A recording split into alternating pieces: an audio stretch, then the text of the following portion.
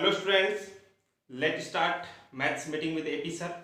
हमारा topic matrices and determinant जो running है, इस टॉपिक पर 5 लेक्चर हम कर चुके हैं और वो पांचों लेक्चर बेसिकली मैट्रिक्स पर डिपेंड, मैट्रिक्स से रिलेटेड थे। मैट्रिक्स की प्रॉपर्टीज, उसके कंस्ट्रक्शन और उसके अलग अलग टाइप्स और उनसे रिलेटेड कुछ अच्छे क्वेश्चन हमने इससे पिछले वीडियोस में किए हैं। वो पांचों लेक्चर आप देखिए, रिपीट करके देखिए, डाउट्स आपके क्लियर होते जाएंगे। आज का हमारा ये जो वीडियो होगा वो डिटरमिनेंट पर बेस्ड होगा। ओके, तो अगर आपने चैनल को सब्सक्राइब नहीं किया है तो पहले चैनल को सब्सक्राइब कर दीजिए ताकि आने वाले वीडियोस जो हैं वो आपको तुरंत मिल जाए। तो आज हम डिटरमिनेंट का इंट्रोडक्शन करेंगे। सारणिक तो होती क्या है, सबसे पहले एक लाइन में अगर डेफिनेशन कहें तो मैं ये कहूंगा, it is a real value, it is a real value associate with या रिलेटेड, सिंपल लैंग्वेज में लिखिए, related to a square matrix. क्या कहेंगे अपन, यह है एक वर्ग आव्यूह से संबद्ध वास्तविक मान है। कैसे? पहली बात तो कि डिटरमिनेंट जो है वो केवल और केवल स्क्वायर मैट्रिक्स के लिए ही पॉसिबल होंगे। ओके, तो अगर डिफरेंस की बात की जाए कि what is difference between matrix and determinant, आव्यूह और सारणिक में क्या अंतर है, तो सबसे पहली लाइन आप क्या लिखोगे कि matrix is a arrangement.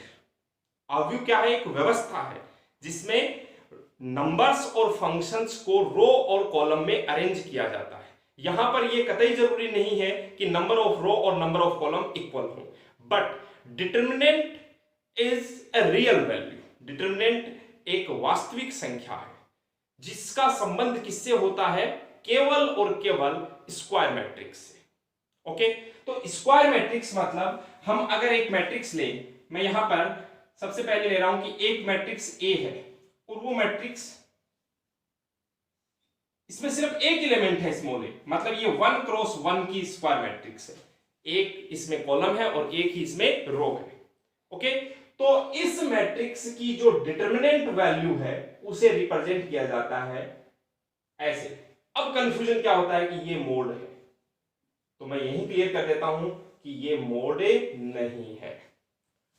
Okay, ये क्या है? डिटरमिनेंट का साइन है, या फिर इसको लिखा जाता है DET और ब्रैकेट में ए। तो ये क्या हो जाएगा? डिटरमिनेंट ए, मतलब ये सिर्फ ब्रैकेट का फर्क है। यहां पर बड़ा ब्रैकेट काम में ले जाता है और यहां पर दोनों पैरेलल लाइन काम में ली जाती है। फिर से क्लियर कर देता हूं कि ये मोड नहीं है। ओके, तो इसकी जो वैल्यू है वो यही वैल्यू आपको मिल जाएगी, मतलब ए ही आपका आंसर हो जाएगा। फॉर एग्जांपल अगर मैं बात करूं, आपसे पूछ लिया जाए कि डिटरमिनेंट ऑफ 3 की वैल्यू कितनी होगी, तो आप कहेंगे 3। डिटरमिनेंट ऑफ -5 की वैल्यू कितनी रहेगी, तो आप क्या कहेंगे? -5। ओके, तो इस बारे में ये मोड नहीं है। डिटरमिनेंट अगर 1 क्रॉस 1 का है तो उसका जो एलिमेंट होता है वही उसकी वैल्यू होती है। ओके, अच्छा जी, अब बात करते हैं, अगर आपका डिटरमिनेंट 2 क्रॉस 2 का है, यानी आपकी मैट्रिक्स 2 क्रॉस 2 की है, अगर ये कहूं मैं ज्यादा बेहतर रहेगा, मैट्रिक्स 2 क्रॉस 2 की है, इसमें A1 B1 और A2 B2 ऐसे 4 एलिमेंट, ठीक है, तो ये 2 क्रॉस 2 की मैट्रिक्स होगी। अब इसकी जो डिटरमिनेंट वैल्यू है वो क्या हो जाएगी? आप ऐसे लिखें या क्या लिखते हैं इसको, DET और A, तो ये हो जाएगा A1 B1 C1 sorry A2 B2। अब इसकी वैल्यू कैसे कैलकुलेट की जाती है देखिएगा ध्यान से। क्रॉस मल्टीप्लीकेशन, वज्र गुणन, नाम आया होगा आपने कई बार। तो इनको और इसको मल्टीप्लाई कर दिया जाता है और इसको मल्टीप्लाई कर दिया जाता है, मतलब आपका आंसर क्या हो जाता है? A1 B2 माइनस लगा दिया जाता है बीच में और A2 B1। फॉर एग्जाम्पल अगर आपके पास में एक डिटरमिनेंट है 1, 3, 4 और 5 और आपसे कहा जाए कि इसकी वैल्यू बताओ, तो आप क्या करेंगे, क्रॉस मल्टीप्लाई करेंगे। एक को 5 से मल्टीप्लाई किया 5, फिर माइनस लगाया और फिर इनको क्रॉस कर दिया, तो 4 को 3 से 12, 5 माइनस 12 कितने होंगे, -7। बात क्लियर है। 2 क्रॉस 2 के मैट्रिक्स की डिटरमिनेंट वैल्यू इस प्रकार से हम कैलकुलेट करते हैं। ओके, उसके बाद में बात करते हैं 3 क्रॉस 3 की मैट्रिक्स। साथ साथ आप नोट करते चले। ओके, आज का लेक्चर जो होगा वो केवल इंट्रोडक्शन का होगा। मैं फिर से क्लियर कर देता हूं ये बात। अगर हमारे पास में एक मैट्रिक्स है 3 क्रॉस 3 का, 3 क्रॉस 3 का मैट्रिक्स है A1 B1 C1, A2 B2 C2 और A3 B3 C3। अगर ये मैट्रिक्स है तो इसकी जो डिटरमिनेंट वैल्यू होगी, डिटरमिनेंट ऑफ ए, कैसे लिखेंगे, A1 ब्रैकेट चेंज कर देंगे और A2 B2 और C2, A3 B3 और C3। अब यहां कैलकुलेशन किस प्रकार से करना अपने को क्रॉस मल्टीप्लीकेशन है। कैसे, A1 को B2 से और इसको इससे मल्टीप्लाई कर देंगे। अगर आप 2 क्रॉस 2 की तरह सोचें कि इसको मल्टीप्लाई कर दिया इनको मल्टीप्लाई कर दिया, मतलब ये हो गया A1 B2 C3 माइनस इनको मल्टीप्लाई करेंगे तो क्या होगा, A3 B2 C1। तो आप गलत हो जाएंगे, क्योंकि आप देखिए अगर सिर्फ डायगोनल वाले एलिमेंट्स को ही आप मल्टीप्लाई करते हैं तो ये जो बचे एलिमेंट ये शामिल नहीं हुए, इसका मतलब इनकी तो इंपॉर्टेंस ही खत्म होगी। तो ऐसा नहीं है। 3 क्रॉस 3 के डिटरमिनेंट की वैल्यू कैसे कैलकुलेट की जाती है वो देखिए ध्यान से, और इस नियम को क्या बोला जाता है। हालांकि इसके तरीके अपने पास में होंगे बहुत सारे, वो अलग से हम पढ़ेंगे, बट आज के लिए सिर्फ एक बार ऐसे समझिए कि कैसे कैलकुलेशन की जाती है। इसको तीनों को मल्टीप्लाई कर दिया, मतलब ये हो गया अपने पास में A1 B2 और C3, इसको मल्टीप्लाई कर दिया। फिर यहां से देखो ये 2 मल्टीप्लाई हुए, जबकि मैट्रिक्स 3 क्रॉस 3 की है, इसका मतलब 3 एलिमेंट मल्टीप्लाई होने चाहिए। तो देखो ये 2 एलिमेंट और इनके साथ में ये तीसरा एलिमेंट, मतलब B1 C2 A3। बहुत आसान काम है। और ये वाला एलिमेंट और इसके साथ में नीचे वाला, मतलब क्या करना है, देखो ये डायगोनल ले लो आप। सबसे पहले तो डायगोनल के ऊपर से 2 एलिमेंट ले लो, नीचे से 1 ले लो, इनको मल्टीप्लाई कर दिया। ऊपर से 1 लिया, नीचे से 2 लिया, इनको मल्टीप्लाई कर दिया, मतलब C1 A2 B3। ऊपर से नीचे की ओर मल्टीप्लाई कर दिया। अब नीचे से ऊपर की ओर मल्टीप्लाई करते हैं। कैसे, पहले इन तीनों को मल्टीप्लाई करेंगे, इसको A3 B2 C1, A3 B2 C1। फिर इस डायगोनल के नीचे वाले 2 ले लिए और एक ऊपर वाला ले लिया, मतलब B3 C2 और A1, B3 C2 और A1। और फिर इस डायगोनल के नीचे वाला 1 ले लिया, ऊपर वाले 2 ले लिए, तो ये हो गया प्लस C3 A2 B1 और इनको आपस में माइनस कर दिया। इस प्रकार से इन पूरी कैलकुलेशन करने के बाद में जो वैल्यू आती है, जिसे हम जनरल डेल्टा से रिप्रेजेंट करते हैं, ये आपके डिटरमिनेंट की वैल्यू हो जाएगी। ओके, तो हम एक एग्जांपल इसके लिए ले लेते हैं और इजीली कैलकुलेट करके बताना कि एक डिटरमिनेंट है, मान लो 2 3 -1 4 0 5, ठीक है, 1 7 और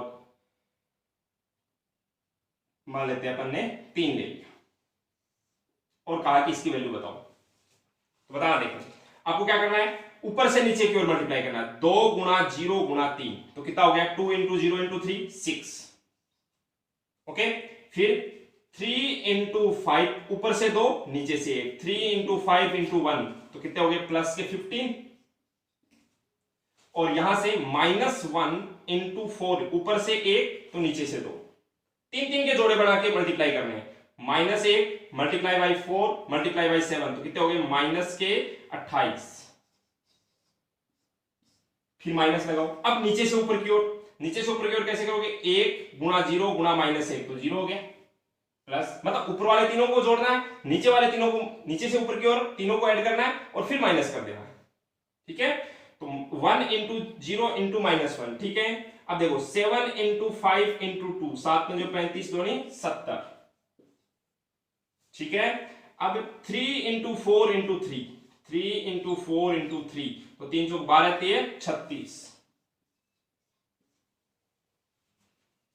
ठीक है, तो ये जब आप ऐड करोगे तो ये कितने हो गए अपने पास में 15 और 6 21, 21 में से 28 माइनस हो गए तो माइनस के 7 बच गए अपने पास में, फिर माइनस 70 और ये 36 ऐड हो गए तो कितने हो गए 106, 106 और 7 कितने हो गए माइनस के 113। ये हमारी डिटर्मिनेंट की वैल्यू आ गई। तो बात क्लियर है, तो याद रखें 3 क्रॉस 3 से ज्यादा का हमारे नहीं आएगा। ओके, अगर आ भी जाए, जैसे मान लो 4 क्रॉस 4 का आ गया A1 B1 C1 D1, A2 B2 C2 D2, A3 B3 C3 D3 और A4 B4 C4 और D4, ऐसे 4 क्रॉस 4 का आपके पास में डिटरमिनेंट आ गया। तो क्या करना है, हालांकि आएगा नहीं, फिर भी इन चारों को मल्टीप्लाई कर दो, ऊपर से 3 नीचे से 1, 4 ले लिए, ऊपर से 2 नीचे से भी 2, ऊपर से 1 नीचे से 1, 3, 4 4 के जोड़े बना के 4 बार मल्टीप्लाई कर दिए। फिर उसके बाद में माइनस नीचे वाले से यहां 4 के जोड़े बनाओ, इन 3 और 1 को लेकर के 4, नीचे से 3 ऊपर से 1, नीचे से 2 ऊपर से 2, नीचे से 1 ऊपर से 3, ऐसे लेकर के आपको क्या करना है, जोड़े बना के उनको मल्टीप्लाई करना है और फिर ऊपर से नीचे की ओर जो मल्टीप्लाई करके योग ऐड कर रहे हो उसमें से नीचे से ऊपर की ओर, ओके, उनको ऐड करके आपको क्या कर देना, माइनस कर देना है। तो जो रिजल्ट आएगा वो आपकी डिटरमिनेंट की वैल्यू हो जाएगी। हालांकि हमारे सिलेबस का पार्ट कहूं या ये कहें कि अब तक जो क्वेश्चन देखे गए हैं वो 3 क्रॉस 3 से ज्यादा नहीं मिलते हैं। ओके, तो इस प्रकार से आप इन सबको नोट कर सकते हैं। ओके, तो सबसे पहली बात तो डिटरमिनेंट की वैल्यू कैलकुलेट करनी आनी चाहिए, और डिटरमिनेंट की वैल्यू कब कैलकुलेट होगी, जब आपका मैट्रिक्स है वो स्क्वायर मैट्रिक्स होगा। ओके, चलिए जी आगे बढ़ते हैं, कुछ और पॉइंट लिख लेंगे आप। Difference between matrix and determinant, अवयव और सारणिक में अंतर। तो number 1, matrix is an arrangement, matrix is an arrangement, अवयव एक व्यवस्था है, जबकि determinant is a real value, जबकि सारणिक जो है वो क्या है, एक वास्तविक मान है। ओके, उसके बाद में डिटरमिनेंट जो है, जो मैट्रिक्स है वो किसी भी ऑर्डर का हो सकता है, 1 क्रॉस 2, 2 क्रॉस 3, 3 क्रॉस 4, कुछ भी ऑर्डर का हो सकता है, बट डिटरमिनेंट जो है वो हमेशा स्क्वायर ही होता है। ओके, उसका मतलब नंबर ऑफ रो और नंबर ऑफ कॉलम इक्वल होते हैं। क्लियर है बात? अच्छा जी, ये दो बेसिक जो डिफरेंस है दोनों में वो लिख दिए। उसके बाद में अगर मैं बात करूं कि डिटरमिनेंट की कुछ प्रॉपर्टीज है, और वो प्रॉपर्टीज क्या है, ध्यान दीजिएगा। प्रॉपर्टी लिख रहा हूं, अगर आपके पास में एक मैट्रिक्स है Aij n cross n order का, मतलब स्क्वायर मैट्रिक्स है। याद करो मैंने आपको क्या बताया कि अगर स्क्वायर मैट्रिक्स को किसी कांस्टेंट नंबर k से मल्टीप्लाई किया जाता है तो ये आ जाता है Kaij, स्क्वायर हो चाहे कैसे भी मैट्रिक्स हो। अगर मैट्रिक्स को किसी कांस्टेंट नंबर से मल्टीप्लाई किया जाता है तो मैट्रिक्स के सारे एलिमेंट उस कांस्टेंट नंबर से मल्टीप्लाई हो जाते हैं। क्लियर? बट यहां मैं आपसे एक बात कहूंगा कि अगर किसी डिटरमिनेंट को मल्टीप्लाई किया जाए, यह हमारे लिए एक बहुत ही इंपॉर्टेंट पॉइंट बन जाएगा। डिटरमिनेंट को किसी k से मल्टीप्लाई किया जाए तो क्या रिजल्ट आता है, k की power n into determinant of a, ये रिजल्ट आपने को मिलता है। कैसे मिलता है, एक एग्जांपल के लिए। एग्जांपल ये है कि मैंने 2 क्रॉस 2 का एक डिटरमिनेंट ले लिया, जैसे यहां 2 3 1 और 5। अब आपसे कहूं कि ये मल्टीप्लाई करो तो कितना हो गया, 10 माइनस 3 कितना आ गया, 7। अगर यहां पर इस मैट्रिक्स जो डिटरमिनेंट के अंदर वाला मैट्रिक्स है, इस मैट्रिक्स के सारे एलिमेंट्स को 4 से मल्टीप्लाई कर दिया जाए तो ये कितना हो गया, 4 दूनी 8, ये हो गया 4 3 12, ये हो गया 4 और ये हो गया 20। अब आपसे कहूंगी इसकी वैल्यू बताओ, तो देखो 160 मल्टीप्लाई कीजिए, माइनस 12 चौका 48, कितने हो गए 160 में से 48 माइनस हो गए तो 112। ओके, अब आप देखो ये जो 112 है, क्या इस 112 को मैं ऐसे लिख सकता हूं कि 4 का स्क्वायर गुणा 7, 16 7 112 होते हैं क्या, 16 इंटू 7। तो क्या आप ये कह सकते हैं कि ये हमारे लिए k है और ये n है, 2 क्रॉस 2 ऑर्डर की थी तो k की पावर n, और ये डिटरमिनेंट ऑफ a पहले जो वैल्यू थी। बात क्लियर है? तो इस प्रकार से एक ये हमारे लिए इंपॉर्टेंट पॉइंट बन जाता है। ठीक है, कुछ पॉइंट और लिख रहे हैं अपन कि अगर दो मैट्रिक्स, दोनों स्क्वायर मैट्रिक्स हैं सेम ऑर्डर की, अगर दो मैट्रिक्स हैं और दोनों मैट्रिक्स को मल्टीप्लाई करके फिर उसकी डिटरमिनेंट लेनी है, तो ऐसे केस में आप दोनों की अलग अलग डिटरमिनेंट वैल्यू निकाल करके भी मल्टीप्लाई कर सकते हो। बात समझ रहे हो क्या कहना चाह रहा हूं कि दो मैट्रिक्स है, पहले दोनों को मल्टीप्लाई करो फिर उसकी डिटरमिनेंट वैल्यू कैलकुलेट करो। इससे बेहतर क्या है, दोनों की अलग अलग डिटरमिनेंट वैल्यू कैलकुलेट करके दोनों नंबर्स को मल्टीप्लाई कर दो, वही रिजल्ट आपको मिलेगा। ओके, उसके बाद में है अगर यहां से, अच्छा ये दो ही नहीं, अगर तीन होती मान लो ए बी सी, तो determinant of A, determinant of B, determinant of C, इस प्रकार से हमें मिल जाता। इसके बाद में अगर मैं बात करूं कि किसी भी ऑर्डर की अगर आइडेंटिटी मैट्रिक्स है तो उसकी डिटरमिनेंट वैल्यू हमेशा क्या होती है, 1।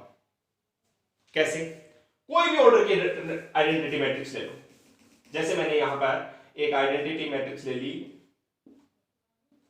2 क्रॉस 2 की, तो डिटरमिनेंट वैल्यू क्या आएगी 1 माइनस 0 1। 3 क्रॉस 3 की ले ली 1 0 0 0 1 0 0 0 1। अब देखो ये मल्टीप्लाई किया 1, इनको मल्टीप्लाई किया 0 0 0 0 0, ऊपर से मल्टीप्लाई यहां से पकड़ो 0 1 0 0 0 0 1 0 1 0 0 0, मतलब क्या बचेगा अपने पास सिर्फ 1। ओके, अच्छा जी, एक यहां पर आप एक पॉइंट और भी लिखने ज्यादा बेहतर रहेगा कि अगर हमारे पास में कोई डायगोनल मैट्रिक्स है, ये छोटे छोटे पॉइंट है जिनको आप लिखते चलेंगे।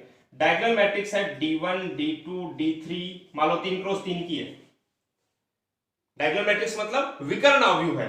अगर विकर्ण आव्यूह का आपको डिटरमिनेंट बताना हो तो सीधा सा काम है आपके पास, क्या D1 D2 D3 कर दो, क्योंकि हमें पता है कि डायगोनल मैट्रिक्स होगी, अगर विकर्ण आव्यूह होगी तो ये सारे अवयव क्या होंगे 0 0 होंगे। यहां पर कुछ भी हो, जैसे 2 3 5 आ गए तो सिर्फ यही मल्टीप्लाई होंगे, बाकी सब तो क्या है 0 है। तो उसकी डिटरमिनेंट वैल्यू सिर्फ डायगोनल के एलिमेंट्स को मल्टीप्लाई करके ज्ञात की जा सकती है।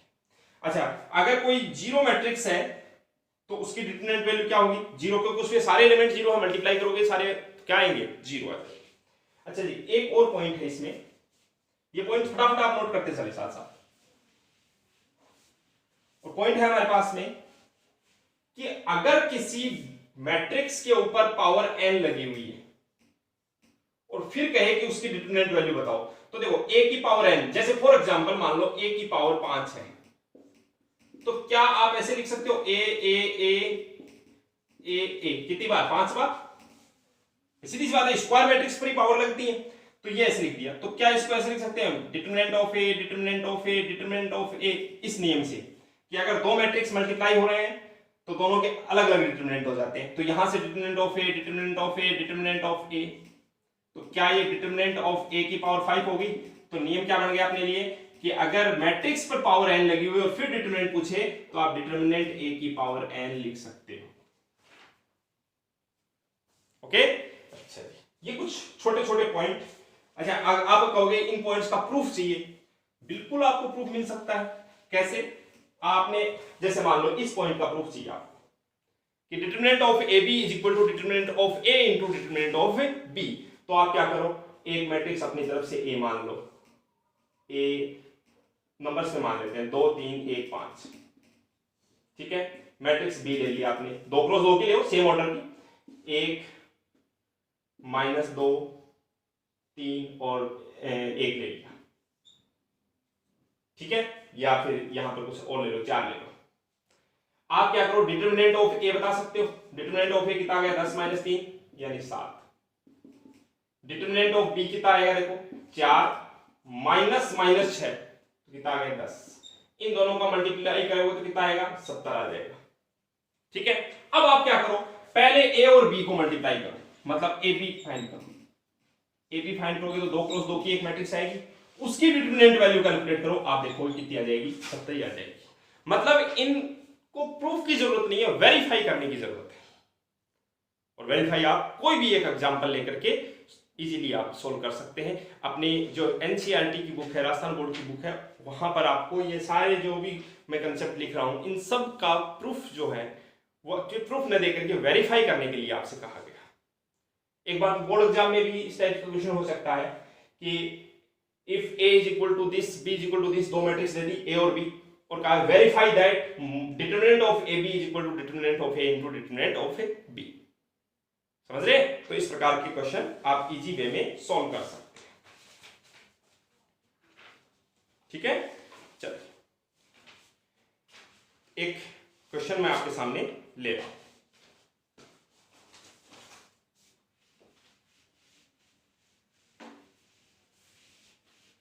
और बहुत ही आसान सा छोटा सा क्वेश्चन है।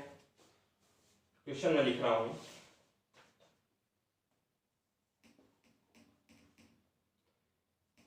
A is equal to alpha 2 alpha, okay, and determinant of a cube is equal to 125, then find alpha। ये हमारे पास कि एक मैट्रिक्स दे रखी है और उस मैट्रिक्स का क्यूब, देखो एक तो प्रोसेस क्या है, मैट्रिक्स का क्यूब करो, कैसे करोगे, मैट्रिक्स को मैट्रिक्स से मल्टीप्लाई करोगे स्क्वायर आएगा, फिर उसको मैट्रिक्स से मल्टीप्लाई करोगे क्यूब आएगा, फिर उसकी डिटरमिनेंट वैल्यू फाइंड करोगे 125 के इक्वल पुट करोगे। ऐसा नहीं करके हम क्या करेंगे, आपको दे रखा है, इसका सॉल्यूशन लिख रहा हूं मैं कि determinant of A cube is equal to 125। क्या मैं यहां से ये कह सकता हूं डिटरमिनेंट ऑफ ए का क्यूब इज इक्वल टू 5 का क्यूब। 125 को क्या 5 की घात 3 लिख सकते हैं अपन? अच्छा, ये अभी फॉर्मूला पढ़ा है कि a की पावर n का determinant is equal to determinant की पावर n। क्लियर? तो क्या आप यहां से ये कह सकते हैं determinant of a is equal to 5, दोनों साइड से क्यूब कैंसिल आउट हो गया। अच्छा, डिटरमिनेंट ऑफ a का मतलब जो मैट्रिक्स दे रखी है उसको डिटरमिनेंट फॉर्म में लिख दो, इज इक्वल टू 5। सोल्व कैसे करेंगे? क्रॉस मल्टीप्लाई, अल्फा को अल्फा से मल्टीप्लाई किया अल्फा स्क्वायर, माइनस 2 को 2 से मल्टीप्लाई किया 4 बराबर 5, तो alpha square is equal to 9, तो alpha is equal to plus minus 3। ये आपका आंसर। बात समझ रहे? तो इस प्रकार से डिटरमिनेंट से रिलेटेड क्वेश्चन जो है वो हम कर सकते हैं। ओके, नोट कर सकते हैं इसे।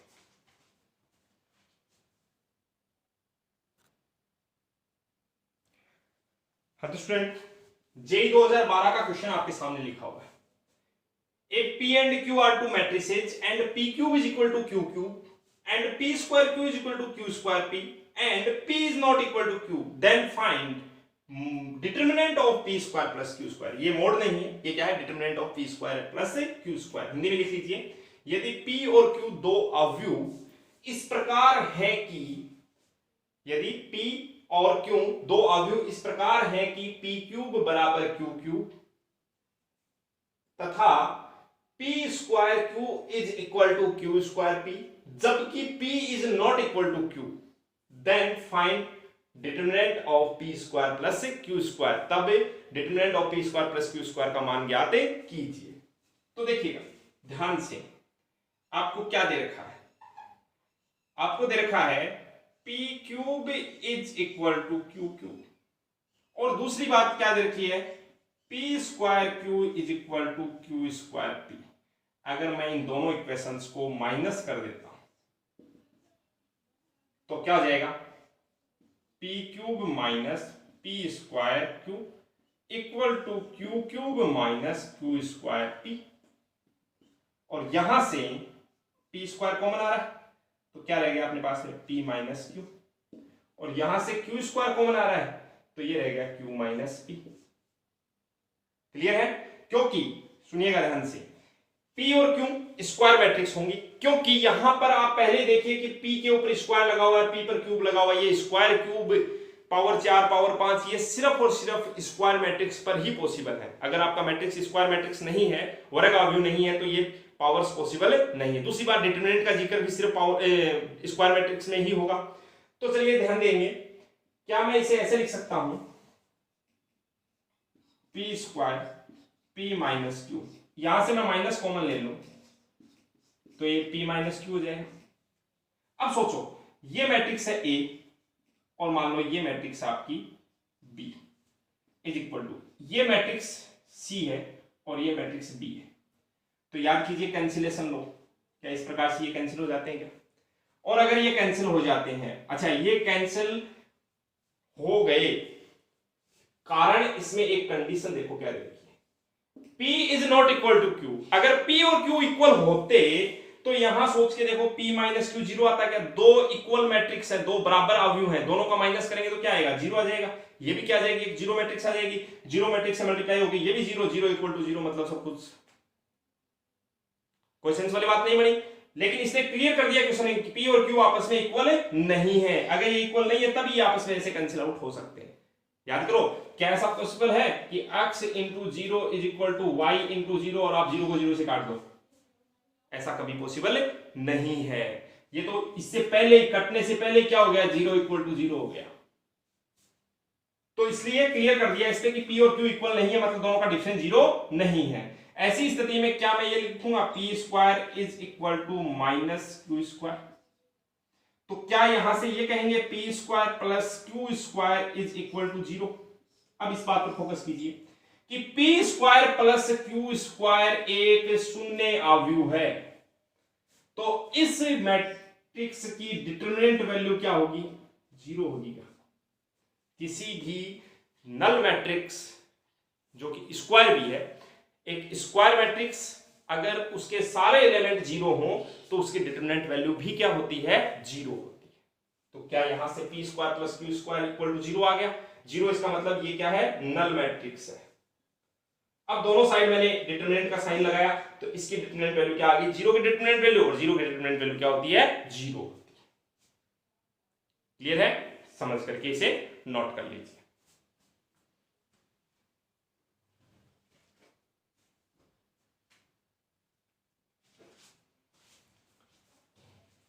अब एक बड़े टॉपिक की ओर बढ़ रहे हैं अपन,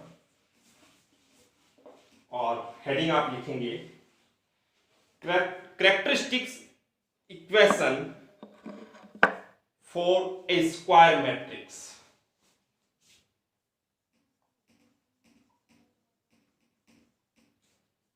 कैरेक्टरिस्टिक इक्वेशन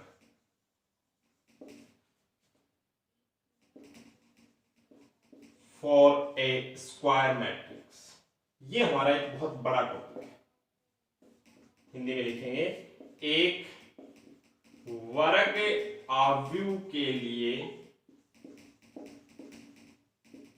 बस डिटरमिनेंट का इंट्रोडक्शन जितना हमें करना था उतना कर लिया। बाकी हम आगे जैसे जैसे अपने इस टॉपिक को आगे बढ़ाते जाएंगे, डिटरमिनेंट की बहुत सारी प्रॉपर्टीज, डिटरमिनेंट के बहुत सारे एप्लीकेशंस ये खूब आते जाएंगे, तो वो हम आगे के लेक्चर्स में पढ़ते रहेंगे। ठीक है, अभी के लिए क्या है, एक वर्ग अवयव के लिए अभिलक्षणिक समीकरण, और ये बहुत ही इंपॉर्टेंट टॉपिक है। और क्या है, लिखोगे, every square matrix has a characteristic equation. प्रत्येक वर्ग अवयव के लिए, प्रत्येक वर्ग अवयव के लिए एक अभिलाक्षणिक समीकरण होती है, विच इज गिवन बाय, जो कि दी जाती है किसके द्वारा? Determinant of a minus X I is equal to zero.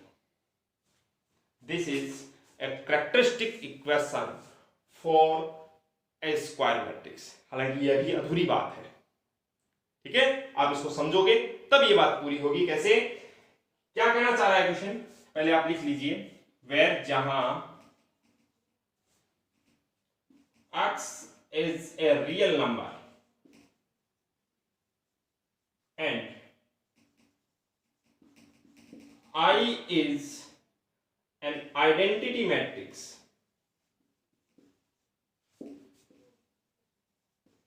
matrix of order of A। Hindi में लिखेंगे, जहां x एक वास्तविक संख्या है तथा I अवयव A के क्रम की तत्समक अवयव यानी आइडेंटिटी मैट्रिक्स है। ओके, अब कैसे इसको समझेंगे, समझने के लिए तो बात समझ गए। शुरुआत में हमने क्या लाइन लिखी कि every square matrix has a characteristic equation which is given by this. एक बार इतना लिख लो, समझ जाओगे हर चीज। Where x is a real number and I is an identity matrix of order of A। प्रत्येक वर्ग अवयव के लिए एक अभिलाक्षणिक समीकरण होती है जो determinant of A minus X I बराबर 0 द्वारा दी जाती है। ओके, जहां x कोई वास्तविक संख्या है तथा I क्या है, identity matrix of order of A, जहां I अवयव A के क्रम का तत्समक अवयव है। ओके, इसे मैं मिटा रहा हूं और अब एक एग्जांपल से इस पूरी कहानी को समझेंगे। और एग्जांपल मैं बहुत ही साधारण सा ले रहा हूं। एक एग्जांपल मैंने ये लिया कि मेरे पास में एक डिटरमिनेंट है A 1 2 3 4, ठीक है। तो इस डिटरमिनेंट के लिए अगर आपसे कहा जाए कि कैरेक्टरिस्टिक इक्वेशन अगर लिखनी हो तो कैरेक्टरिस्टिक इक्वेशन क्या हो जाएगी, determinant of A minus X I is equal to 0। मतलब ये हुआ कि डिटरमिनेंट, ठीक है, ध्यान देना, A की जगह पर A लिख रहा हूं, क्या 1 2 3 4, ठीक है, माइनस x और I की जगह I लिख रहा हूं, I मतलब 1 0 0 1। अब मैंने 2 क्रॉस 2 का ही I क्यों लिया, क्योंकि आपकी मैट्रिक्स से 2 क्रॉस 2 की थी, बाहर डिटरमिनेंट का sign is equal to 0। This is characteristic equation. अब आपको ये इक्वेशन कैसे हुई, देखो कैसे हुई। आप सोचो, एक मैट्रिक्स है 1 2 3 4, माइनस एक्स से अगर मैं अंदर मल्टीप्लाई कर दूं तो यहां प्लस बना देता हूं, माइनस एक्स को दिए, देखो ये एक्स जो है वो मैट्रिक्स में मल्टीप्लाई हो रहा है तो सभी से मल्टीप्लाई हो जाएगा, तो माइनस एक्स 0 से मल्टीप्लाई होगा तो 0, माइनस एक्स 0 से मल्टीप्लाई हुआ 0, माइनस एक्स 1 से मल्टीप्लाई हो गया minus X equal to 0। Determinant, अब मैट्रिक्स को कैसे जोड़ते हैं, ऐसे इनको जोड़ देते हैं, तो 1 माइनस एक्स, 2 प्लस 0 यानी 2, 3 प्लस 0 यानी 3 और 4 माइनस एक्स, बात क्लियर है, इक्वल टू 0। अब यहां पहले मैट्रिक्स का साइन लगाओ, फिर डिटरमिनेंट लगाओ, फिर मैट्रिक्स हटा दो। इसका मतलब ये जो आई, ये हमारे लिए कैरेक्टरिस्टिक इक्वेशन बन गई। अभी भी आपको नहीं लग रहा इक्वेशन है कि नहीं है ये, चलिए इसको सॉल्व करते हैं, इक्वेशन कैसे आएगी सोच के देखिए। पहली बात तो यहां से यहां डायरेक्ट पहुंचने की भी हमारे पास प्रक्रिया है। क्या है, किसी भी मैट्रिक्स की कैरेक्टरिस्टिक इक्वेशन यानी अभिलाक्षणिक समीकरण आपको लिखनी हो तो डायरेक्ट आपको क्या करना है, डायगोनल के एलिमेंट में से x माइनस कर दो, बाकी एलिमेंट सेम, ये डायगोनल जो प्रिंसिपल डायगोनल है, मुख्य विकर्ण है, इसके अवयवों को क्या कर दो, माइनस x कर दो और बाकी एज इट इज, और मैट्रिक्स को किस में बदल दो, डिटरमिनेंट में बदल दो, बन गई। अब आपको कैसे क्या करना है, क्रॉस मल्टीप्लाई, तो करो क्रॉस मल्टीप्लाई। 1 माइनस एक्स किससे मल्टीप्लाई होगा, 4 माइनस एक्स, और माइनस 3 किससे मल्टीप्लाई होगा, 2 से, और इक्वल में क्या है 0। 1 को 4 से मल्टीप्लाई करोगे 4 minus X minus 4x plus X square minus 6 is equal to 0। X square ध्यान देना -5x और -2 इज इक्वल टू 0। तो क्या इस पूरी प्रक्रिया से हमें एक क्वाड्रेटिक इक्वेशन, एक द्विघात समीकरण प्राप्त हुई?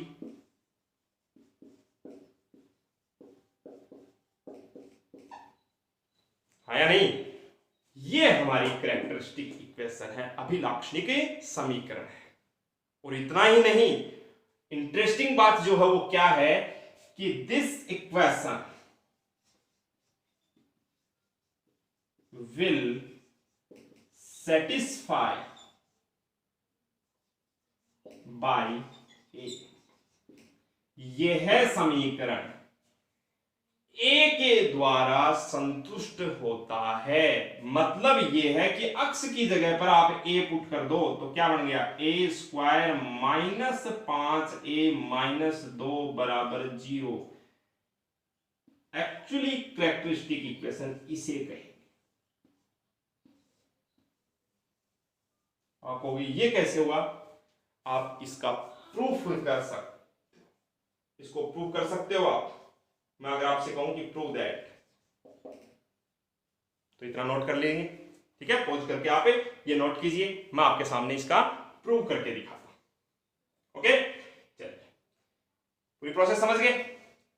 3 स्टेप याद रखनी है। एक मैट्रिक्स दिया हुआ होगा तो उसकी कैरेक्टरिस्टिक इक्वेशन डेफिनेशन तो ये होती है, लेकिन एक्चुअली ये होती है।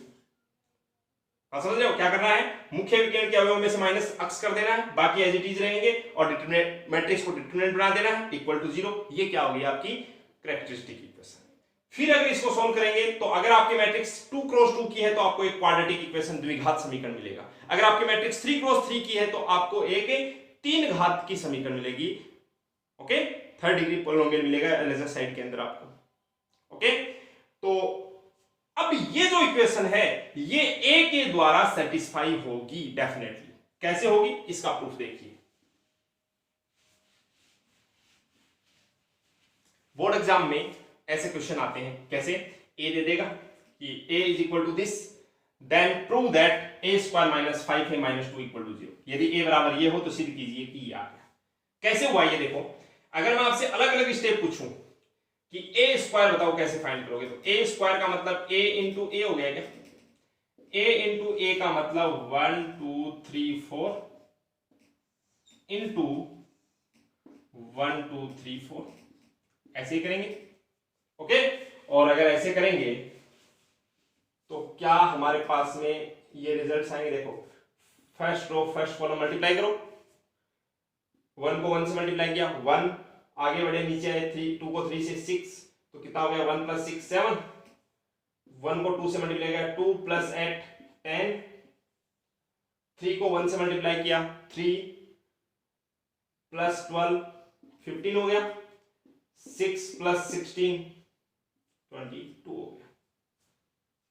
क्लियर? अच्छा जी। फिर उसके बाद में हमारे पास में 5A, तो 5 इंटू ए क्या है 1 2 3 4। 5 से मल्टीप्लाई करने का मतलब सभी को 5 से मल्टीप्लाई कर दिया जाए। अच्छा एक मिनट, ये 2 जो है ये अकेला 2 नहीं होता है, इसके साथ में i भी लिखा जाएगा क्योंकि मैट्रिक्स के फॉर्मेट में लिखना है। तो क्या जो अपने पास जो इक्वेशन आई थी x square -5x - 2 equal to 0, तो उसमें ये जो i है इसको मैं 1 समझू, 2 इंटू 1 और 1 को मैंने मैट्रिक्स फॉर्मेट में i लिख दिया, ठीक है। और ये 0 नहीं है, ये क्या है O है, सामने जो आएगा वो क्या होगा 0 नहीं, उसको बोलेंगे नल मैट्रिक्स। इक्वेशन में तो क्या होता है 0 ही होगा ये, लेकिन अगर इसको कैरेक्टरिस्टिक इक्वेशन मतलब मैट्रिक्स फॉर्मेट में लिखना है तो सामने O लिखोगे।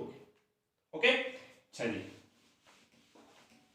तो ये कितना हो गया 5 5 × 10 15 और 20, ठीक है।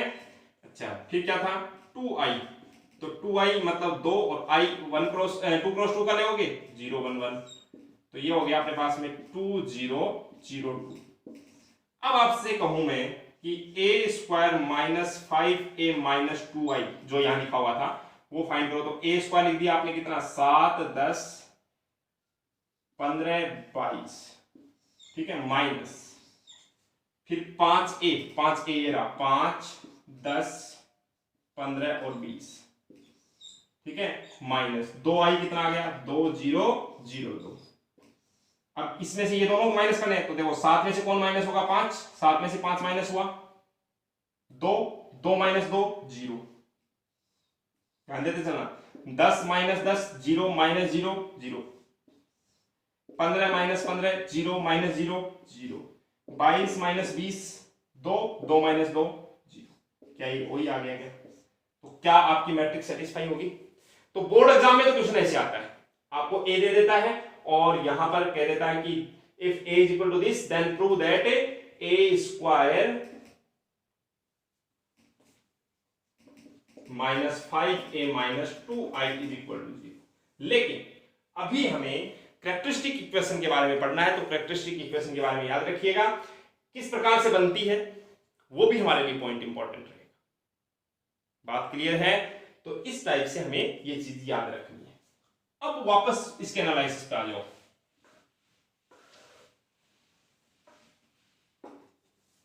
अगर मैं बात करूं इस इक्वेशन की जो हमारे पास में पहले बनी थी, a square minus 5a minus 2i is equal to 0, क्या ये एक क्वाड्रेटिक इक्वेशन है, द्विघात समीकरण है? Quadratic equation. इस इक्वेशन में मुझे स्मॉल a स्मॉल b और स्मॉल c की वैल्यू बताओ। स्मॉल a की वैल्यू है मेरे पास में 1, याद कीजिए, X square A X square plus B X plus C, याद कर आ रही कुछ। स्मॉल b ये वैल्यू है -5 और स्मॉल c की वैल्यू है -2। अच्छा जी, कोई भी क्वाड्रेटिक इक्वेशन होती है तो उसके दो रिजल्ट आते हैं, द्विघात समीकरण के दो हल आते हैं अपने पास में, याद करो अल्फा और बीटा। ठीक है, अब अगर मैं आपसे बात करूं दो पॉइंटों की कि सम ऑफ रूट्स मतलब मूलों का योगफल, याद आ रहा है कुछ, -b/a, और प्रोडक्ट ऑफ रूट्स मतलब मूलों का गुणनफल, वो c/a होता है क्या? यहां पर अगर मैं आपसे पूछूं कि सम और प्रोडक्ट क्या है, तो सम आप कहोगे -b यानी -5 और नीचे a यानी 1, तो क्या 5 आ गया क्या? और प्रोडक्ट की अगर बात करूं तो आप कहोगे c/a मतलब -2 और नीचे 1, तो कितना हो गया -2। आप देखिए ये 5 क्या है, ये ट्रेस ऑफ a है। ये क्या होता है ट्रेस, याद आ रहा कुछ? Trace of a is equal to sum of the diagonal elements. किसी वर्ग अवयव में मुख्य विकर्ण के अवयवों का जो योग होता है वो ट्रेस होता है। आप देखिए सम क्या आ रहा है, सम ट्रेस के इक्वल आ रहा है, और ट्रेस कितना देखो 4 और 1 5। इंटरेस्टिंग। अच्छा, प्रोडक्ट जो आ रहा है -2, ये जो प्रोडक्ट है ये डिटर्मिनेंट ऑफ ए के इक्वल आ रहा है। डिटर्मिनेंट ऑफ ए देखो, देखिए क्या है, 1 2 3 4 करके देखो, देखिए 4 - 6 बराबर -2। क्या -2 ही आ रहा था क्या? हाँ या नहीं? तो इस प्रकार से किसी मैट्रिक्स की डायरेक्ट कैरेक्टरिस्टिक इक्वेशन, ध्यान दीजिए मैं अभी सिर्फ 2 क्रॉस 2 की मैट्रिक्स की बात कर रहा हूं। ओके, तो चलिए एक क्वेश्चन आपके लिए डायरेक्ट, अगर मैं एक क्वेश्चन लिखता हूं कि हमारे पास में एक मैट्रिक्स है ए,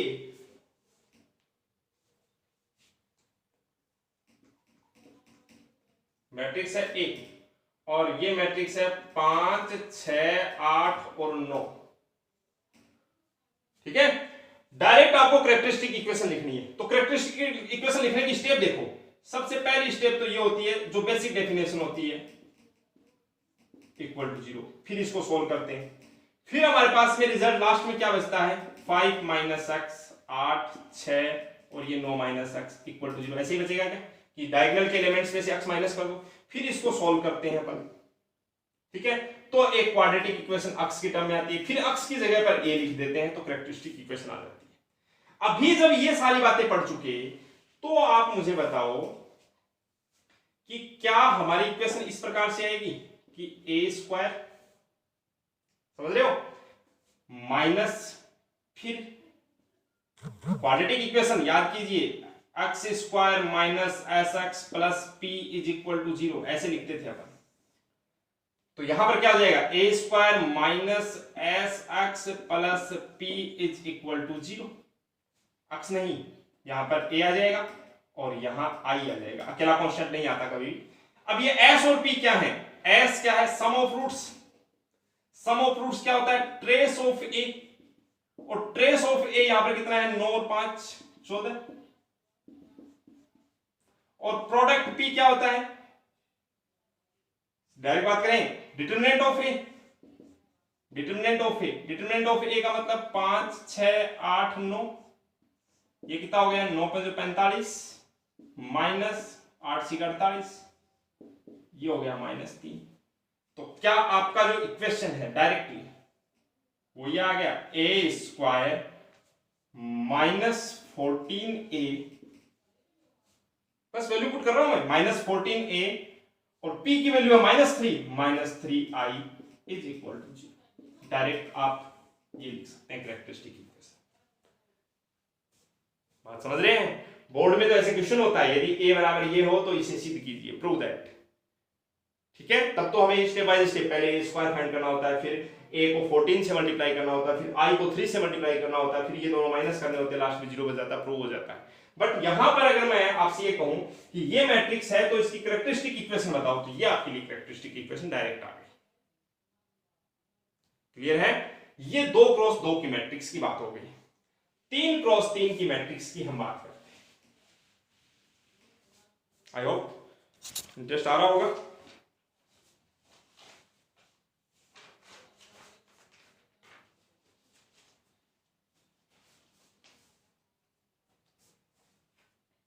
क्वेश्चन है,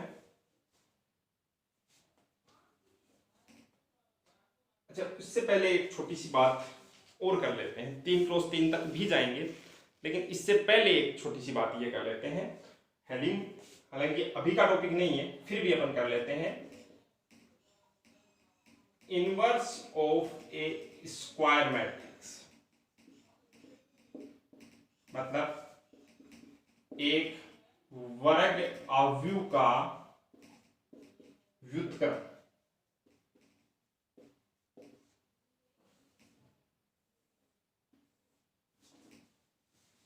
ठीक है,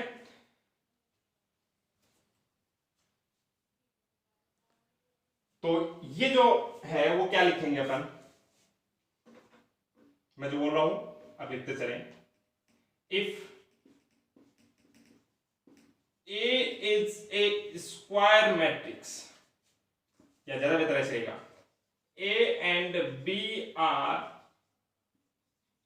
2 square matrices such that AB is equal to BA is equal to I। मतलब पहली बात तो यहां से बताओ, AB इक्वल टू BA कब होता है, कम्यूट टू ईच अदर।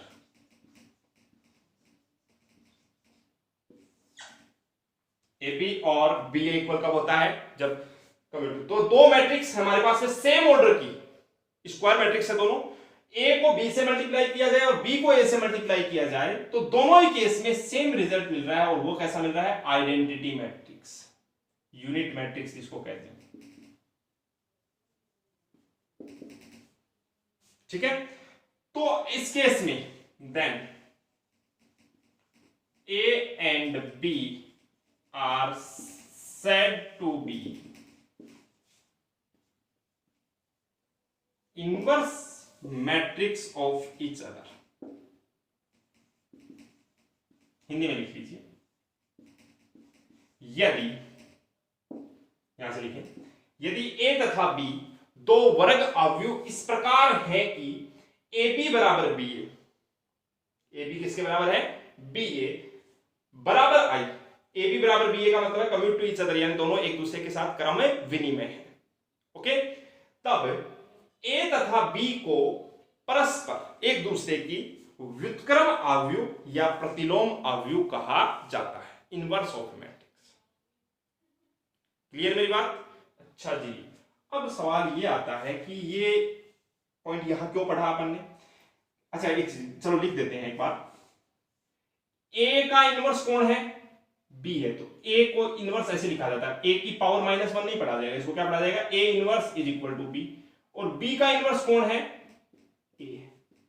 तो आप ऐसे बोल सकते हो कि ए, बी की जगह ए इनवर्स लिख दूं मैं, और यहां पर भी मैं लिखूं A inverse A is equal to I. आसान भाषा में ऐसे समझो, ए की पावर 1 और -1 पावर ऐड होगी, क्या होगी? 0। ए की पावर 0 इक्वल टू 1, और 1 को आई लिखते हैं, आया नहीं? लेकिन सही बात नहीं है ये। सही क्या है? दोनों मैट्रिक्स को आपस में मल्टीप्लाई करना है, रो को कॉलम से, और फिर आप देखेंगे कि आपको रिजल्ट में एक आइडेंटिटी मैट्रिक्स मिलता है। तो ऐसे केस में इसे हम इनवर्स मैट्रिक्स कहते हैं। क्लियर है? ए बी का इनवर्स है तो बी ए का इनवर्स है। याद करो, ऐसे कुछ बातें दिमाग में आनी चाहिए ऐसे साथ में साथ। जैसे आपसे छोटी क्लासों में क्वेश्चन होता था कि 5 का इनवर्स कौन है, तो 5 का इनवर्स 1/5 होता है, क्योंकि 5 इंटू 1/5 इज इक्वल टू 1 आ जाता है। तो ये तो चीज यहां हो रही है, A inverse is equal to I. ये मल्टीप्लाई के केस था तो मल्टीप्लिकेटिव इनवर्स बोलते थे इसको। 5 का इनवर्स 1/5 और 1/5 का इनवर्स 5। ठीक है? और एडिटिव इनवर्स, 5 का एडिटिव इनवर्स, एडिटिव आइडेंटिटी 0 होती है, तो 5 में ऐसा क्या ऐड किया जाए? -5, तो 0 आ जाता था। 5 का इनवर्स -5 और -5 का इनवर्स 5, ये एडिशन का केस था। एडिटिव जो इनवर्स होता है वो, एडिटिव आइडेंटिटी होती है वो 0 होती है, और मल्टीप्लिकेटिव आइडेंटिटी होती है 1। यहां पर मल्टीप्लाई हो रहा है तो 1 यानी आई। ठीक है? मैट्रिक्स में भी होता है, अगर एक मैट्रिक्स ए है, ठीक है, और इसका एडिटिव अगर इनवर्स पूछा जाए, इसका मतलब सामने क्या आना चाहिए? ओ आना चाहिए, तो ए में क्या ऐड किया जाए? -a ऐड कर दिया जाए, ये इसका एडिटिव इनवर्स होता है। लेकिन सिर्फ इनवर्स वर्ड मल्टीप्लिकेटिव इनवर्स के लिए दिया जाता है। हिंदी वाले कंफ्यूज हो रहे हैं? एडिटिव इनवर्स का मतलब योज्य प्रतिलोम, और मल्टीप्लिकेटिव इनवर्स का मतलब गुणन प्रतिलोम। गुणा करते समय जो प्रतिलोम आए उसे गुणन प्रतिलोम, और जोड़ते समय जो प्रतिलोम आए उसे योज्य प्रतिलोम। ओके, तो ये सारी बातें हमने पढ़ी। अब ये क्यों पढ़ी? क्योंकि कई बार आपसे ऐसे कह देता है क्वेश्चन, मैं आपके सामने वही लिख रहा हूं जो अभी लिखा हुआ था। a इज इक्वल टू दे दिया आपको 5, 6, 8 और 9, ठीक है, और ये कहा कि फाइंड a इनवर्स। मतलब a तो दे रखा है, एक ऐसी मैट्रिक्स बतानी है जिससे मल्टीप्लाई करने पर आई आ जाए। अब सिर्फ तुक्का थोड़ी बिठाएंगे ऐसे, आप समझ रहे हैं? कि ऐसी मैट्रिक्स लिख दी, यहाँ पर 3, 2 और कुछ भी लिख दिया, और फिर मल्टीप्लाई करके देखा आई आ गया, जरूरी थोड़ी आ जाएगा। तो ऐसे केस में हम क्या करते हैं, क्वेश्चन आप लिख सकते हैं पूरा, यदि a बराबर दिस तो a इनवर्स याद कीजिए। If a is equal to this then find a inverse. Okay, तो ऐसे केस में हम क्या करते हैं? सबसे पहले सॉल्यूशन देखिए, बहुत आसानी से हम इसका सॉल्यूशन कर सकते हैं।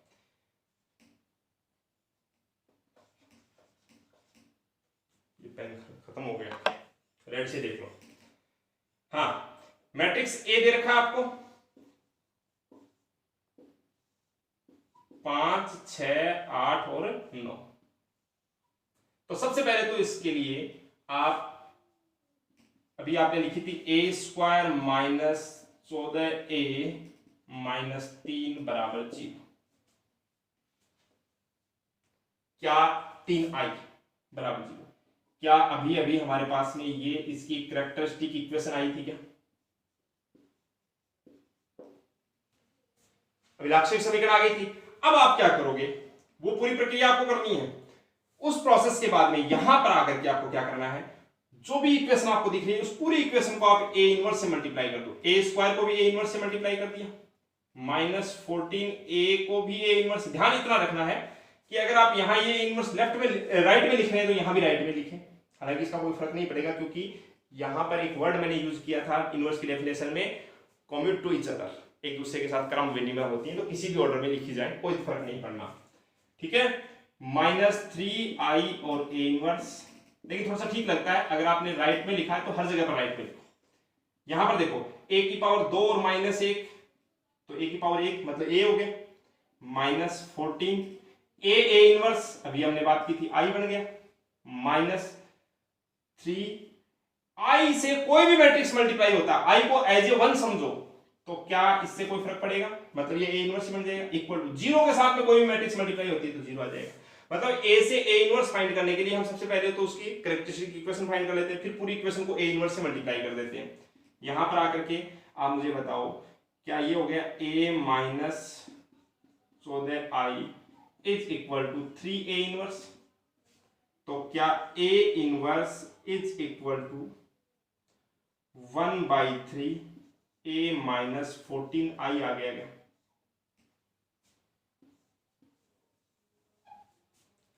आएगा नहीं, इस 3 से डिवाइड कर दिया। अब आपका काम क्या है, a इनवर्स कैसे फाइंड करोगे, देखो a इनवर्स इक्वल टू 1/3, फिर पहले लिखो a क्या है आपके पास में 5, 6, 8 और 9, ये लिख दिया, -14 और i आप लिख सकते हो 1001 आ गया। अब a inverse is equal to 1/3, देखो 5 - 14 माइनस के 9 बच गए क्या, 6 - 14 0 से मल्टीप्लाई होंगे तो 0, तो ये 6 ही रहेगा, 8 माइनस तो ये 8 ही रहेगी, और 9 - 14 तो कितने हो गए -5। क्लियर है, यहां से a इनवर्स कितना आ गया आपके पास में, 1/3 से मल्टीप्लाई होने का मतलब 3 से डिवाइड कर दो तो ये हो गया -3 2 और 8/3 और -5/3, ये आपको a इनवर्स मिल गया।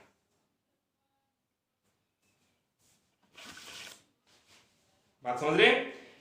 अब आप एक चीज और देखेंगे, वेरीफाई करवा देता हूं कि a और a इनवर्स को जब मल्टीप्लाई करते हैं तो i आता है कि नहीं आता है। देखो देखिए a इनवर्स, a क्या था अपने पास में 4, 5, 8 और 9,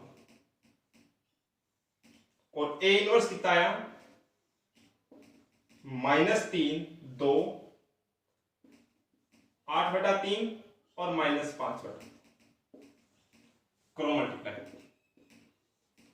फर्स्ट रो फर्स्ट कॉलम, तो ये कितना हो जाएगा 4 को -3 से गुणा करेंगे -12, और ये कितना हो जाएगा +8 को 5 से 40/3 हो जाएगा। देखो first row first column multiply हो जाएगा,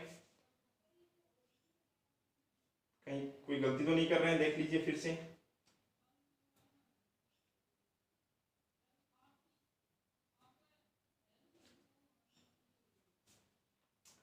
a - 14i, ठीक है, तो a इनवर्स आ गया हमारे पास में 5, 6, 8, 9, 5, 6, 8, 9 -14i 1001, ठीक है, 5 में से 14 माइनस हुआ तो -9, ठीक है, फिर 5 में ये 6 में से ये 0 माइनस हो गया तो ये आ गया 6, ठीक है, 8 में से 14 माइनस हो गया ये 8 आ गया, और 9 में से 14 माइनस हो गया तो -5 आ गए, तो -5/3 आ गया। a इनवर्स को मल्टीप्लाई कर रहे हैं अपन,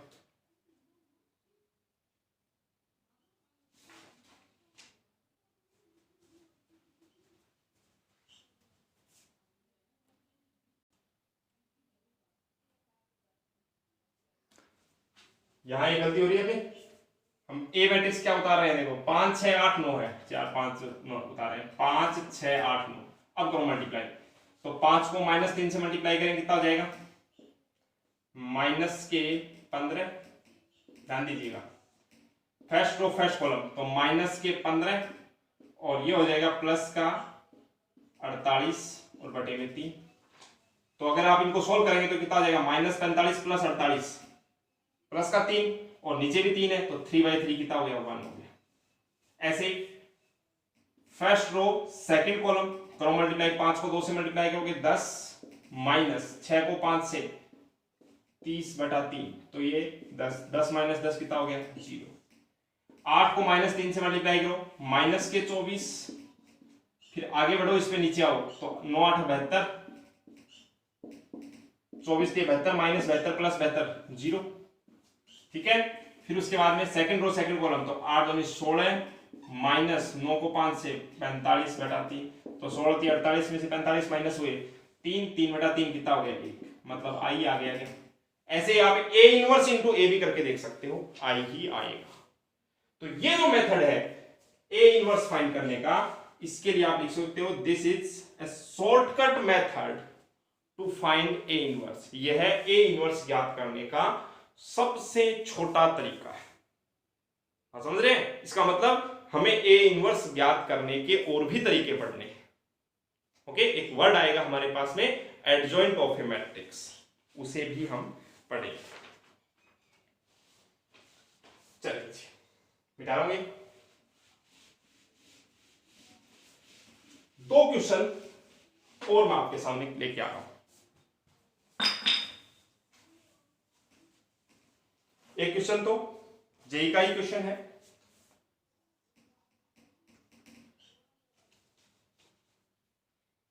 क्वेश्चन कह रहा है find the value of alpha and beta. Hindi में लिख लीजिए, अल्फा तथा बीटा के मान ज्ञात कीजिए such that characteristic equation of A is equal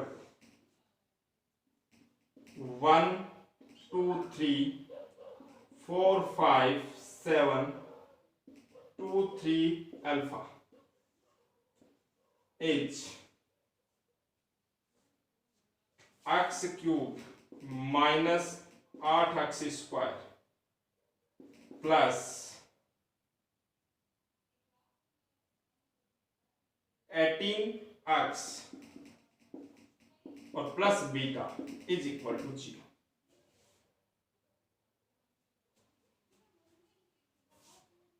ठीक है, सो ये -18 है। हिंदी में लिखेंगे, यदि पहली लाइन लिख लिया आपने, अल्फा तथा बीटा के मान ज्ञात कीजिए यदि ए बराबर, ये मैट्रिक्स लिख दो कि अभिलाक्षणिक समीकरण ये है। ओके, अच्छा जी, सॉल्यूशन देखो, जे का क्वेश्चन है ये अगर आपके पास में इक्वेशन है तो क्या यहां से आप ऐसे लिख सकते हो A cube minus 8a square minus 18a plus beta I is equal to 0। 0 नहीं, ये ओ है। क्या ये आपके पास में कैरेक्टरिस्टिक इक्वेशन बन जाएगी? मतलब क्या है कि अगर आपकी मैट्रिक्स 3x3 की है तो डेफिनेटली एक तो तरीका ये है कि ये मैट्रिक्स देती है, ये आपके पास में ये पूरी दिया हुआ नहीं है, आपको कहा जाए कि इस मैट्रिक्स की वो वैल्यू बताओ, कैरेक्टरिस्टिक इक्वेशन फाइंड करो। कब? जब यहाँ पे ये अल्फा जो है ये अननोन न होकर के नोन होता, ज्ञात होता, तो क्या आप ऐसे लिखते? पूरी प्रोसेस देखेगा, a minus X I equal to 0, फिर a की जगह a लिखते, माइनस एक्स आई इस बार कितने ऑर्डर का लिखते? 3x3 का। फिर पूरी प्रोसेस के बाद में आपको पता चलता कि ये ऐसे लिखनी होती क्या, 1 माइनस एक्स 2 3 4 5 माइनस एक्स 7 2 3 और alpha minus X equal to 0। क्या ऐसा होता कि मुख्य विकर्ण के जो प्रिंसिपल डायगोनल है उसमें से x माइनस होता, बाकी एज इट इज होते। जैसे 2x2 में किया है वैसे ही 3x3 में भी यही होता। बात क्लियर है? अच्छा जी, अब आप सुनना ध्यान से, जो छोटी छोटी बातें हैं, ax cube plus bx square plus cx plus d is equal to 0, ये थर्ड डिग्री इक्वेशन है अपने पास में, 3 घात की समीकरण। इसमें sum of roots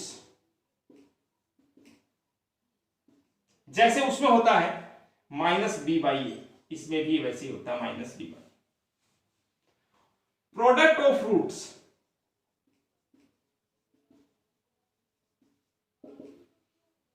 product of roots क्या होता है? D by.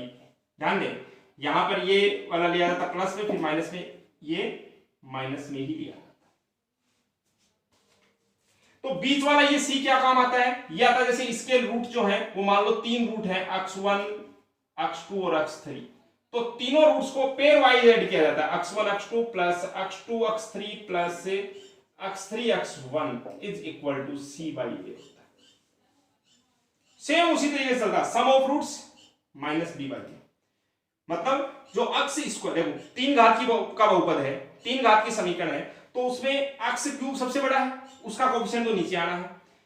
Some of roots में इससे जस्ट छोटे वाले का यानी b अपॉन ए, और प्रोडक्ट ऑफ रूट यानी गुणन में क्या आएगा, सबसे लास्ट वाला आ जाएगा, ये भी माइनस में आएगा, इसमें ये माइनस में, ये बीच वाला प्लस में आता है। बीच वाला किस काम में आता है, जब दो आपस में मल्टीप्लाई होके जुड़े, मतलब x1 x2 x2 x3 x3 x1, ठीक है। ये 3 घात के बहुपद के बारे में, हालांकि हम जब बेसिक पढ़ेंगे उनमें हम क्वाड्रेटिक इक्वेशन और ये जो 3 डिग्री इक्वेशन है ये पढ़ेंगे।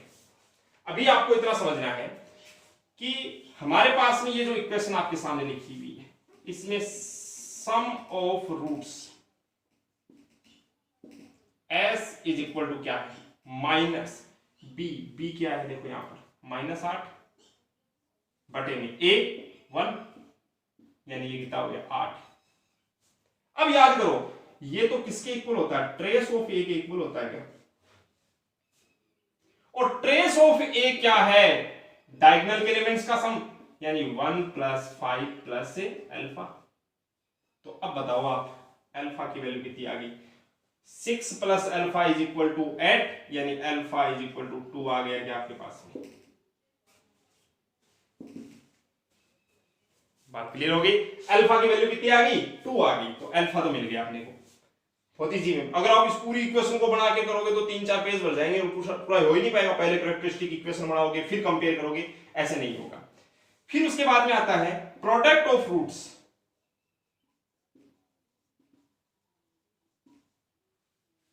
प्रोडक्ट ऑफ रूट्स यहां पर हमारे पास में कितना है बताओ, इस हिसाब से देखा जाए तो लास्ट वाले का यानी बीटा अपॉन 1, लेकिन ये माइनस में आता है, समझ रहे हो, मतलब कितना आ गया -बीटा। बात क्लियर है, प्रोडक्ट ऑफ रूट कितना आ गया -बीटा।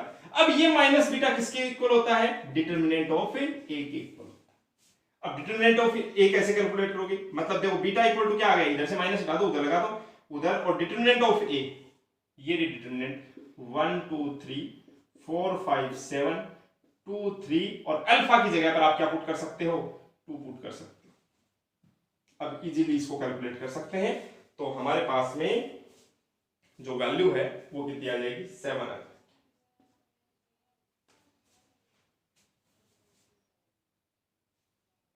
समझे, तो इस प्रकार से हमें ये वैल्यू मिल जाती है,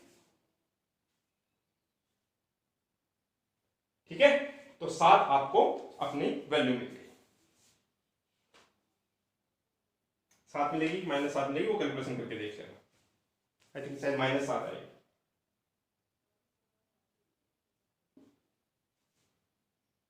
समझ रहे हैं, 3 डिग्री वाले के अंदर हमें क्या करना है, एक तो तरीका देखो क्या है, इसको पूरा लेन दिया अगर करना हो तो तरीका क्या है, ये रही आपके पास में मैट्रिक्स ए, यहां से x माइनस कर दो, यहां से x माइनस कर दो, यहां से x माइनस कर दो, कर दिया। डिटरमिनेंट की वैल्यू कैलकुलेट कर दो, बराबर 0 रख दो, 3 डिग्री का पॉलिनोमियल बन जाएगा।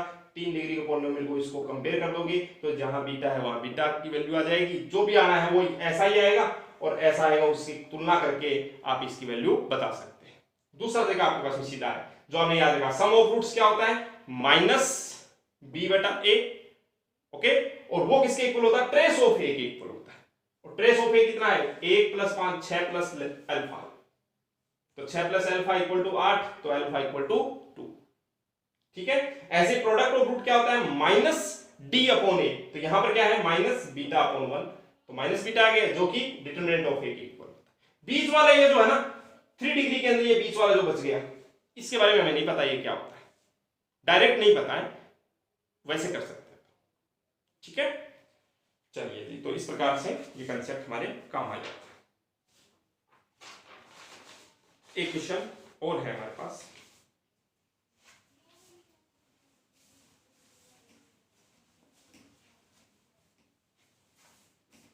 क्वेश्चन है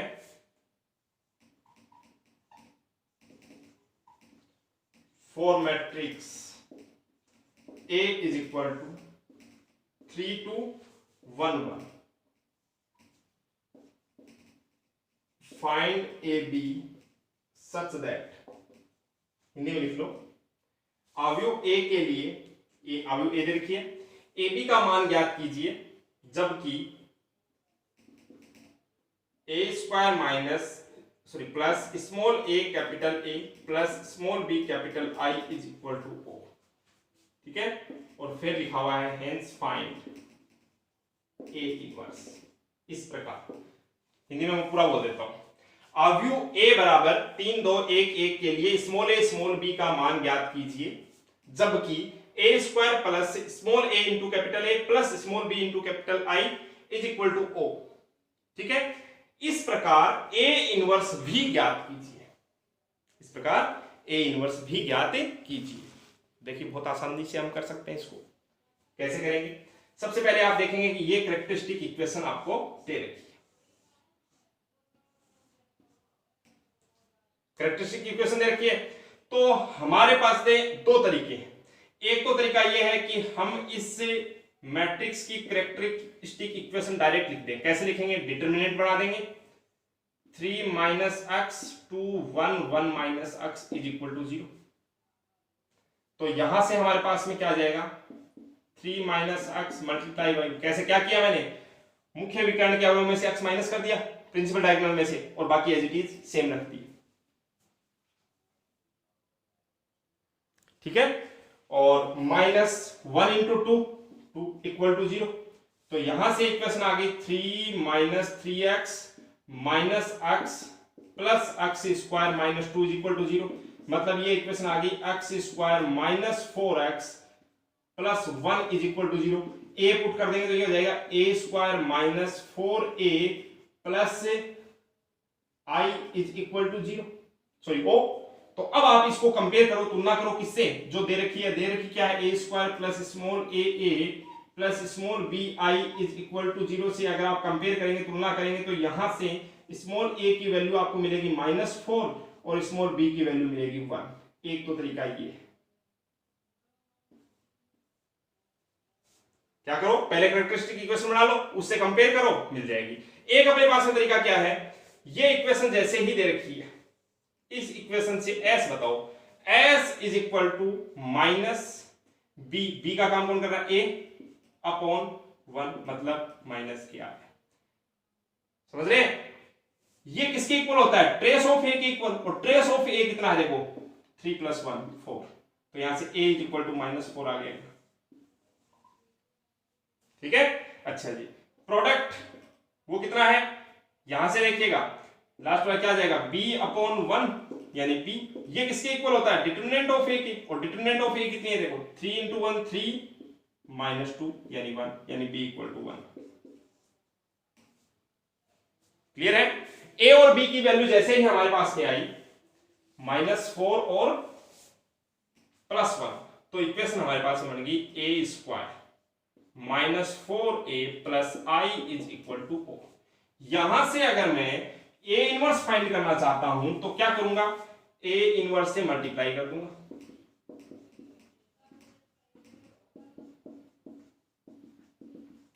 सब जगह पर a इनवर्स से मल्टीप्लाई कर दिया।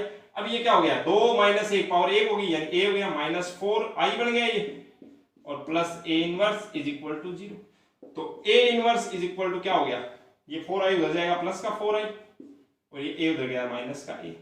तो क्या हो जाएगा? 4i मतलब 2 × 2 का है तो 1 0 0 1 माइनस a क्या है? 3 2 1 1।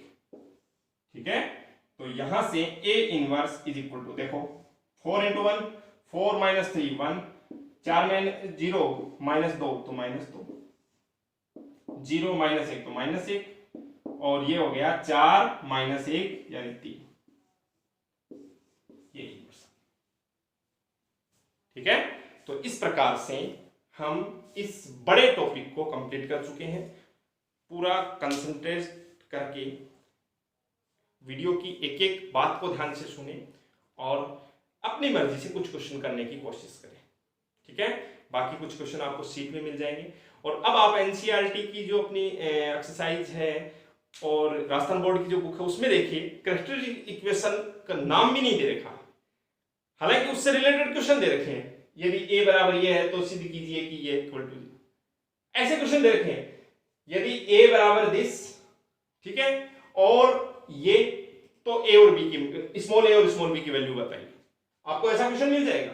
लेकिन उसको कैरेक्टरिस्टिक इक्वेशन से न करके हमने कैसे किया है, ए को ए से मल्टीप्लाई किया ए स्क्वायर प्लस स्मॉल ए को ए से मल्टीप्लाई कर दिया तो ये हो गया 3a plus 2a plus a plus a, ठीक है। और बी आई तो बी 0 1 0 बी ऐसे बन गया, फिर उसको ऐड किया, फिर 0 के इक्वल पुट किया, इक्वेशन बनी, वहां से स्मॉल ए स्मॉल बी की वैल्यू फाइंड करी। काफी लंबी प्रोसेस है। कैरेक्टरिस्टिक इक्वेशन से इस टाइप के क्वेश्चन आसानी से सॉल्व किए जा सकते हैं, कंपटीशन एग्जाम में भी और बोर्ड एग्जाम में भी अगर क्वेश्चन आता है तो हम इजी वे में सॉल्व कर सकते हैं, ठीक है। कोई दिक्कत नहीं है, बोर्ड एग्जाम में भी ये कंसेप्ट हम यूज करेंगे, कोई दिक्कत नहीं होगी, ओके। तो वीडियो बहुत ही केयरफुली देखें, पीछे के सारे वीडियोस देख लें ताकि आपको ये टॉपिक और इंटरेस्टिंग लगे। आने वाले टाइम में और अच्छे अच्छे क्वेश्चन हम करेंगे और अच्छे अच्छे इसके डेप्थ में जाएंगे, ओके। चैनल को सब्सक्राइब करते रहे ताकि जो भी नया वीडियो आए उसे आप तुरंत देख सकें। हाँ, बीच के अंदर एक जो अपनी 12th के जो स्टूडेंट हैं जिनके 18 जून को एग्जाम होनी है, उनके लिए एग्जाम बूस्टर सीरीज शुरू कर रखी है, ठीक है। तो जो भी आपके नॉन है 11th वाले जो स्टूडेंट हैं, उनके जो भी नॉन 12th में पढ़ रहे हैं उन तक भी वो वीडियो शेयर करें ताकि वो उनको भी उसका फायदा मिल सके, ओके। Thank you.